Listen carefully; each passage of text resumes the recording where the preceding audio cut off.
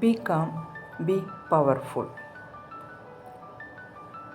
ഗംഭീരത എന്നത് ശബ്ദമുയർത്തുന്നതിലല്ല, നമ്മുടെ ശാന്തമായ പെരുമാറ്റത്തിലാണ് അത് തെളിയേണ്ടത്. പ്രതിസന്ധികളിലും സമാധാനത്തോടെ നിലകൊള്ളാൻ കഴിയുന്നത് അത് തന്നെയാണ് യഥാർത്ഥ ഗംഭീരത. മറ്റുള്ളവരുടെ മുന്നിൽ തളരാതെ, സ്വയം വില കുറയ്ക്കാതെ ജീവിക്കുന്ന ജീവിതമാണ് ഗംഭീരമായത്.